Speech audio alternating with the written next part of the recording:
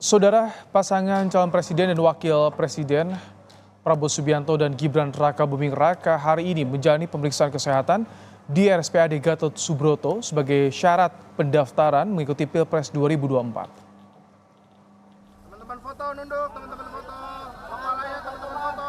Aduh, kepalanya. Wakil Ketua Umum Partai Gerindra, Budi Satrio melihat langsung proses tes kesehatan yang dijalani keduanya. Budi bilang Prabowo dan Gibran dalam kondisi prima saat menjalani tes kesehatan.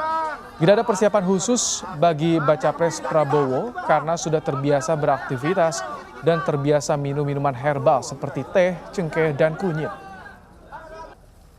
Teman-teman foto nunduk, teman-teman foto. Kepalanya teman-teman foto.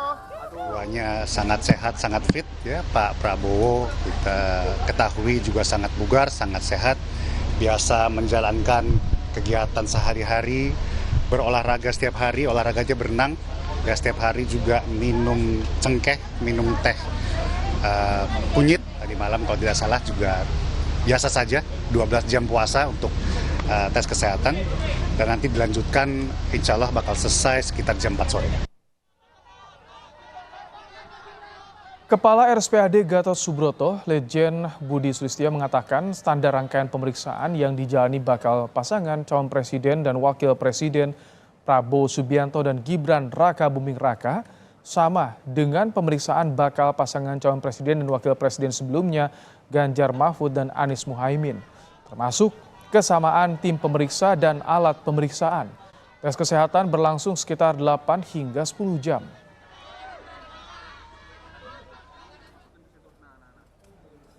Sama dengan yang lalu bahwa standar pemeriksaan, tim pemeriksa, alat pemeriksaan, semua diperlakukan sama.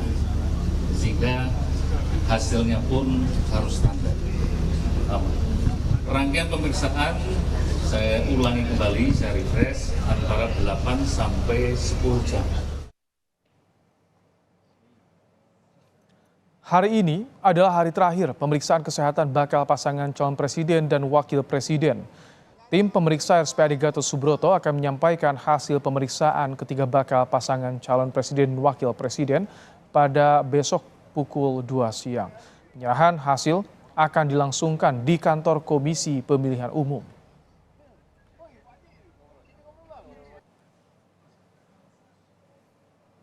Rangkaian pemeriksaan yang telah dilakukan terhadap 3 bakal pasangan calon rencana hari Jumat besok, tanggal 27 Oktober 2023 sekitar jam 14 siang, akan disampaikan oleh tim pemeriksa kesehatan RSPAD Gatot Subroto kepada KPU yang akan dilakukan di kantor KPU. Ketiga bakal pasangan calon presiden dan wakil presiden Anies Muhaimin, Ganjar Mahfud, dan Prabowo Gibran sudah menjalankan pemeriksaan kesehatan. Lalu apa tahapan selanjutnya? Kita tanyakan pada jurnalis Kompas TV ada Abel Insani di RSPAD Gatot Subroto, Jakarta. Selamat petang, Abel. Rencananya esok hasil pemeriksaan 3 bakal pasangan akan diserahkan tim pemeriksa ke KPU. Seperti apa mekanismenya, Abel?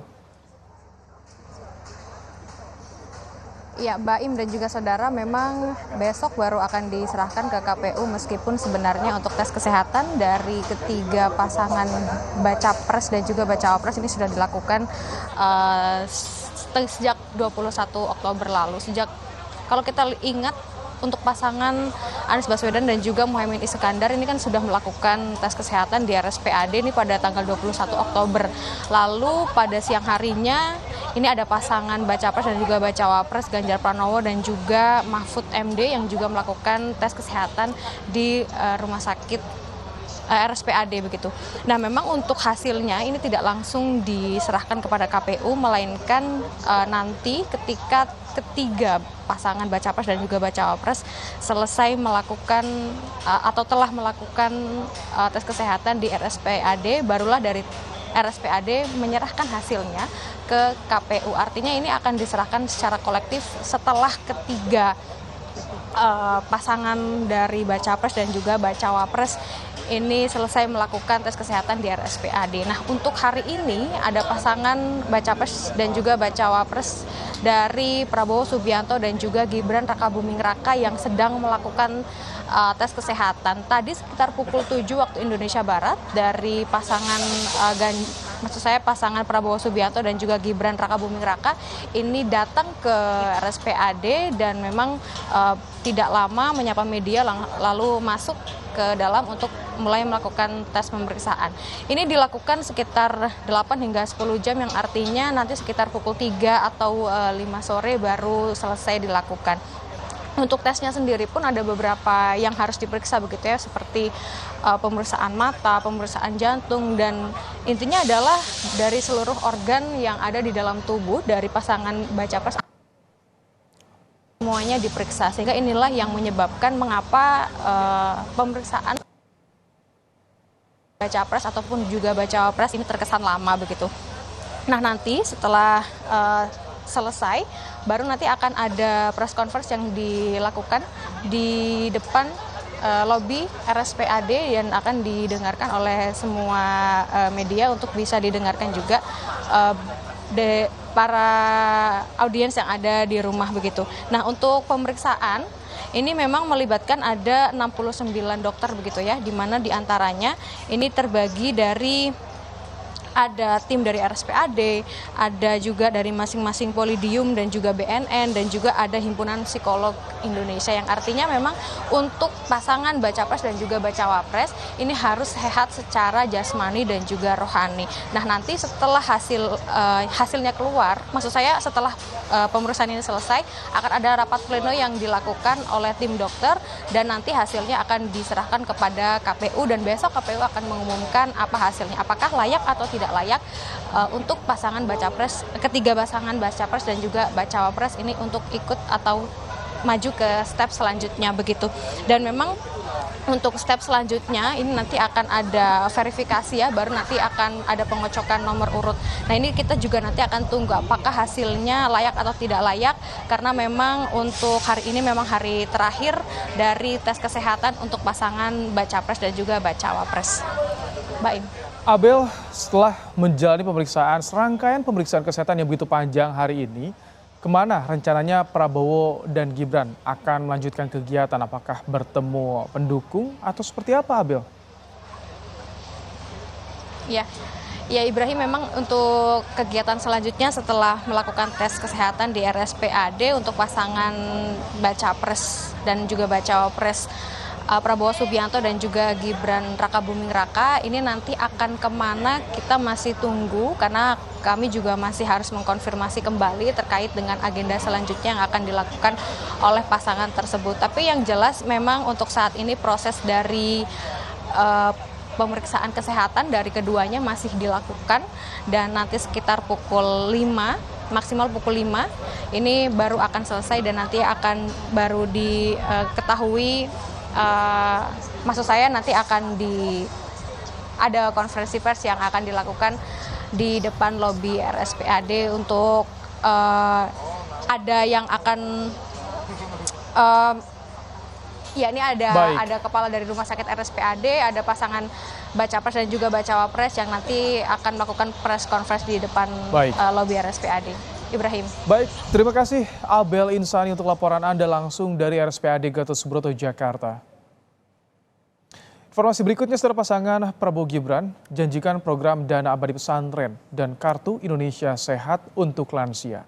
Menteri Keuangan menyebut program unggulan Prabowo Gibran itu sudah ada di masa kepemimpinan Jokowi.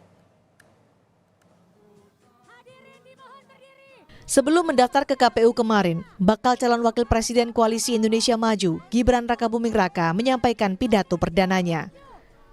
Di pidatonya, Gibran membocorkan program unggulannya bersama Prabowo Subianto, yakni dana abadi pesantren serta kartu Indonesia Sehat untuk lansia. Dana abadi pesantren.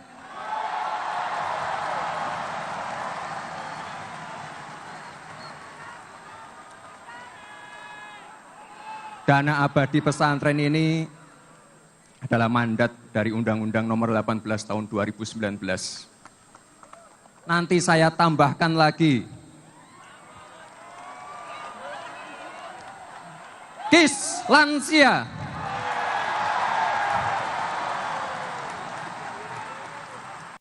Program unggulan Gibran itu pun direspons Menteri Keuangan Sri Mulyani dan jajaran Kementerian Keuangan.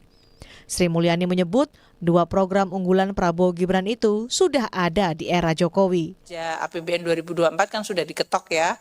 Jadi tadi pertanyaan mengenai apa program-program, mungkin saya nggak sebut populis, tapi yang pemihakan kepada masyarakat gitu. Karena itu sudah ditetapkan oleh Undang-Undang APBN, umpamanya kartu sembako, PIP, KIP kuliah, bantuan PBI untuk masyarakat tidak mampu, termasuk tadi lansia. Sementara program Kartu Indonesia Sehat untuk lansia bukanlah hal baru. Direktur Jenderal Anggaran Kementerian Keuangan menyebut lansia sudah masuk dalam program KIS saat ini. Pak Wamen, jadi dana abadi pesantren pada dasarnya merupakan bagian tidak terpisahkan daripada dana abadi pendidikan. Saat ini dana abadi pendidikan ada 106,1 triliun dan total dana abadi di LPDP ada 134,1 triliun yang dicairkan per ini. Nah, mengenai belanjanya tahun ini dialokasikan sekitar 250 miliar untuk dana belanja untuk pengelolaan pesantren. Pengelolaan programnya sendiri itu dikelola oleh Kementerian Agama. Begitu pula dengan dana abadi pesantren. Dana abadi pesantren saat ini adalah bagian dari dana abadi pendidikan. Sebetulnya sebagian besar lansia itu kalau tidak dalam keluarga yang mampu, itu sebetulnya sudah tercover karena dia ada di daftar penerima PKH atau sembako sebetulnya. Jadi dia ada di dalam DTKS. Seharusnya mereka-mereka itu sudah tercover karena ada di dalam daftar DTKS yang otomatis juga penerima bantuan iuran. Saat menyampaikan pidatonya, Gibran menyebut akan meneruskan program Joko Widodo dan menambah program untuk anak muda. Tim Liputan, Kompas TV.